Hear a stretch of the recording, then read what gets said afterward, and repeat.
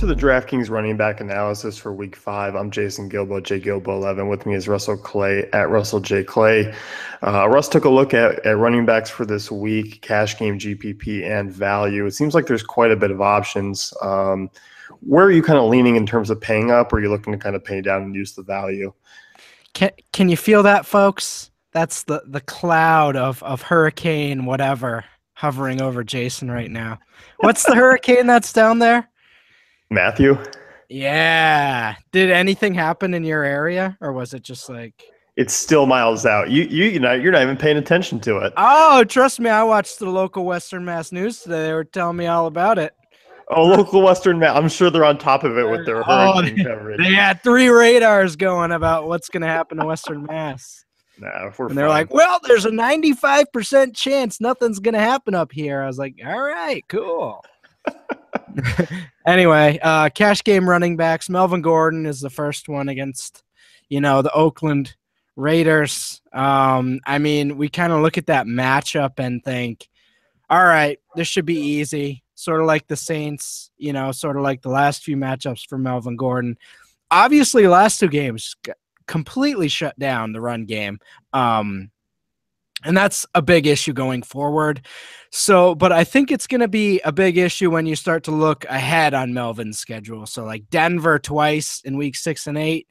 That's going to be a hard avoid for me on him. But against this Oakland team, they've just been horrendous to start the year. I think this is one more week where we can get away with it, using him and potentially getting that red zone usage once again in what should be, a really high-scoring game.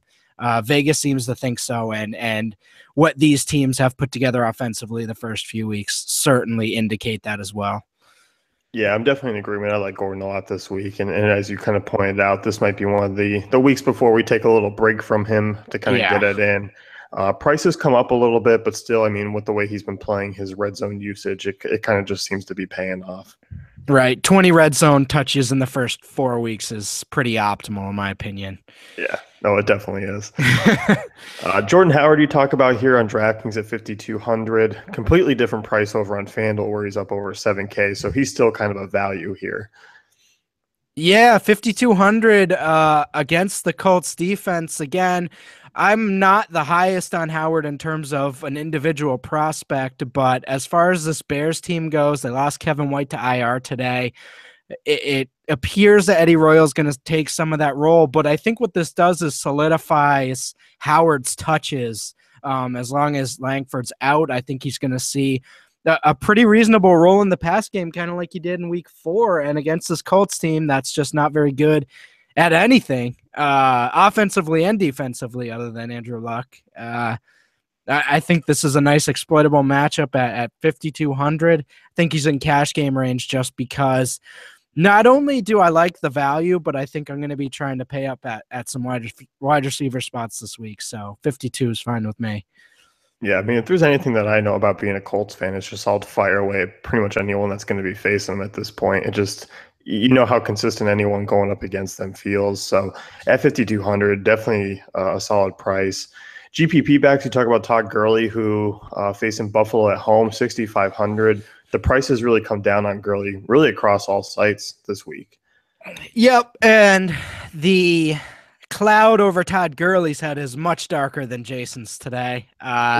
Do you see the sun? It's literally sunny right here.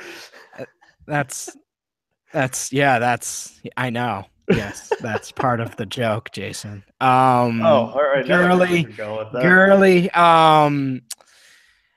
he struggled this year in the run game. There's no debating that. It was interesting to see him used in the pass game last week. We kind of hope to see that. But really what you're going for here is the 3 to 5% owned you're going to get on him this week. That's kind of why you play him. I think he's a really nice contrarian option with the Rams defense. I think that's a nice correlation play there.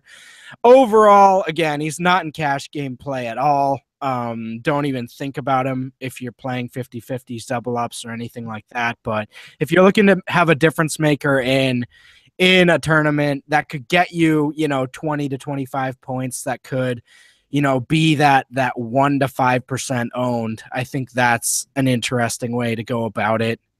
He's going to get 20 touches, so that's nice. Yeah, it definitely is. I wonder how people are going to actually treat that game. Rams, Buffalo, it doesn't seem intriguing, but it seems like there's quite a bit of value pieces in there that can kind of help tilt your GPP teams one way or another.